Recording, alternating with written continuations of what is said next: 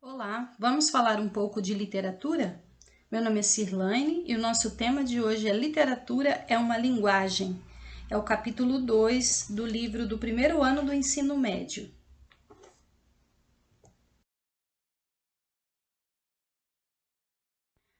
Para iniciar nossa aula de hoje, vamos observar essa fotografia.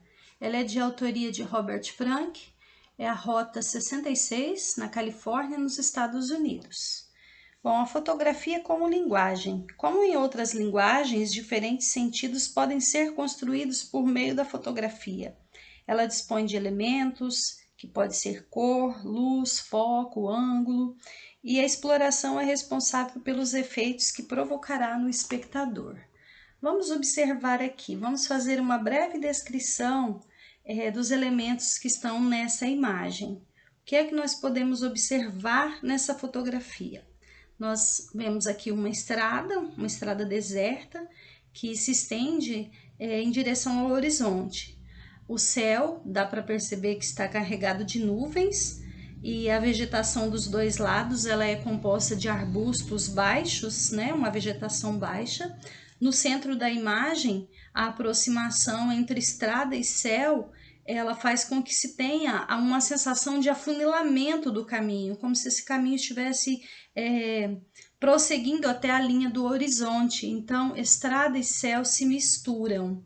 E o efeito disso, o efeito desse caminho que se estende até o infinito, essa estrada que descortina, né, para quem está passando, para quem vê, e também sugere uma possibilidade de o encontro do desconhecido.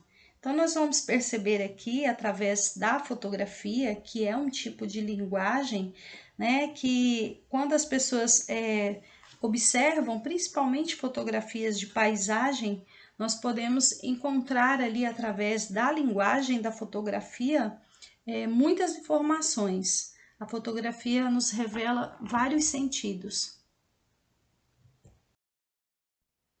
Dando continuidade sobre a linguagem da literatura, nós percebemos que a essência da arte literária ela está na palavra.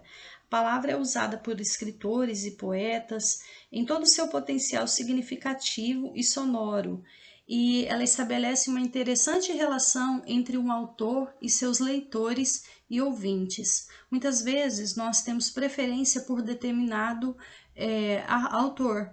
Nós falamos, olha, eu gosto muito de ler os livros do autor X, o outro, eu gosto do autor Y. Então, nós temos as nossas preferências. Por quê? Porque nós nos identificamos com a escrita daquele autor. Então, essa relação entre autor e leitor, ela é muito importante, e isso se dá através da palavra. Quando as palavras assumem no texto literário diferentes significados, dizemos que ocorre um processo de plurissignificação. O que significa isso?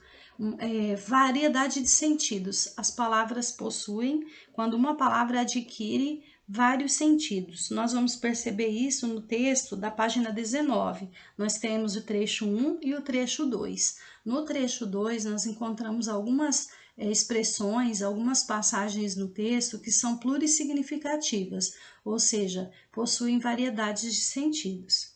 E o uso literário das palavras promove a multiplicação dos sentidos. Assim, permite que o texto sofra diferentes leituras e interpretações.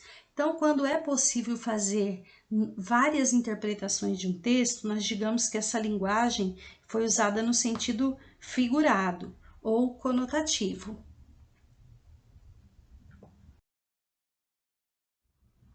Continuando falando sobre conotação, o uso conotativo da linguagem faz com que as palavras, ao aparecerem em contextos inesperados ou imprevisíveis, ganhem novos significados e produzam interessantes efeitos de sentido. Comprove isso. Leia um trecho do poema Profundamente, de Manuel Bandeira. Quando eu tinha 6 anos, não pude ver o fim da festa de São João, porque adormeci. Hoje não ouço mais as vozes daquele tempo. Minha avó, meu avô, Totônio Rodrigues, Tomásia, Rosa, onde estão todos eles? estão dormindo, estão todos deitados, dormindo profundamente. Nós vamos perceber aqui no poema de Manuel Bandeira, nesse trecho desse poema, começa com uma lembrança, né, de um acontecimento do passado. Um menino de 6 anos adormeceu e não viu a festa de São João. Percebam aqui que o verbo adormecer, nesse terceiro verso, quando ele disse, por que adormeci? Esse verbo é usado em sentido literal e significa dormir mesmo, cair no sono. Ele diz que ele não viu o fim da festa porque ele dormiu, né? Ele adormeceu. Então, está no sentido literal, tá? Na segunda estrofe, ele retoma o momento presente. Repare que ele começa com o advérbio hoje. Ele traz aquela lembrança para o tempo presente e diz, hoje não ouço mais as vozes daquele tempo. Então, nós percebemos que ele fala ali da lista dele de familiares. Ele fala da avó, do avô, né? Ele cita os familiares e pergunta, onde estão todos eles? Né? E daí ele cria esse contexto necessário para que o verbo dormir ganhe lá na última estrofe um sentido figurado. Repare que na primeira estrofe o verbo adormecer está no sentido literal, denotativo. Depois, ao decorrer do texto, do poema, o verbo dormir lá na última estrofe já ganha uma outra conotação, né? Nós podemos, quando ele fala assim, estão todos dormindo, todos deitados dormindo, nós já podemos aqui concluir que dormindo significa que eles morreram. Então, o uso do advérbio profundamente reforça a ideia do sono profundo, do qual os familiares não irão mais despertar. Então, quando nós associamos a passagem de tempo ao desaparecimento dessas pessoas, nós percebemos que foi criado um outro contexto, no qual o verbo dormir ganha um outro sentido. Recursos da linguagem literária, poder das imagens. O poder de sugestão e evocação do texto literário depende da capacidade de o escritor escolher as palavras que podem desenhar para seus leitores uma série de imagens. Então, à medida que o autor escreve, ele produz o seu texto, o seu poema, o leitor é capaz de imaginar, ao fazer essa leitura, fazer uma série de imagens. Ele pode se transportar para um outro lugar através da imaginação, ele pode viajar nessa leitura, ele consegue visualizar na sua mente as coisas que estão presentes, os elementos presentes naquele texto. Por meio do reconhecimento e da reelaboração dessas imagens, o leitor constrói na sua imaginação uma representação dos mundos ficcionais apresentados nos textos. Então, através da sua imaginação, o leitor pode viajar por esse mundo ficcional dos autores. Vamos ler a seguir as primeiras frases do texto 15 de maio de 1905. Está na página 20 do livro. Imagine um mundo em que não há tempo, somente imagens. Uma criança à beira do mar, enfeitiçada pela primeira visão que tem do oceano. Bom, no texto não há acontecimentos, apenas a enumeração de diferentes cenas. E a primeira imagem, ela desperta no leitor várias sensações, que podem ser imediatamente associadas à figura daquela criança que contempla o oceano pela primeira vez. Então, nós podemos visualizar essa cena ao ler o texto, imaginar uma criança à beira do mar. E as cenas descritas alimentam a nossa imaginação e nos transportam para dentro do mundo ficcional construído pelo texto. Muitas vezes nós lemos o texto e conseguimos visualizar diversas situações, diversas pessoas, paisagens, nós podemos imaginar através da leitura daquele texto. Vamos ver aqui duas figuras de linguagem muito utilizadas nos textos literários, que são a comparação e a metáfora. Começando pela comparação, através do poema de José Paulo Paes, que tem como título Madrigal. Meu amor é simples, Dora, como a água e o pão, como o céu refletido nas pupilas de um cão. Para definir o seu amor por Dora, o eu lírico recorre à semelhança entre esse sentimento e os dois alimentos vitais para os seres humanos, que são o pão e a água.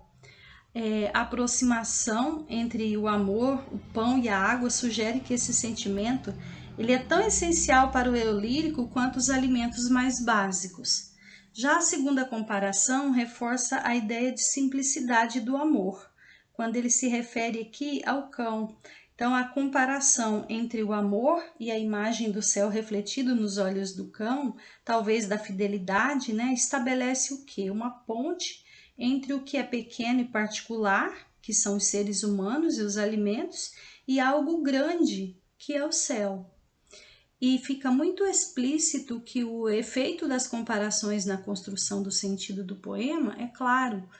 Então, nós percebemos através do elemento da palavra como, que é um elemento comparativo, né, a comparação entre o amor e o alimento, ambos essenciais para a vida. E o céu, algo grandioso e algo comum, que é o cão.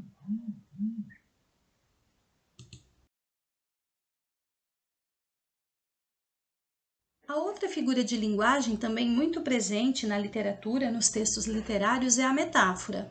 O que é uma metáfora?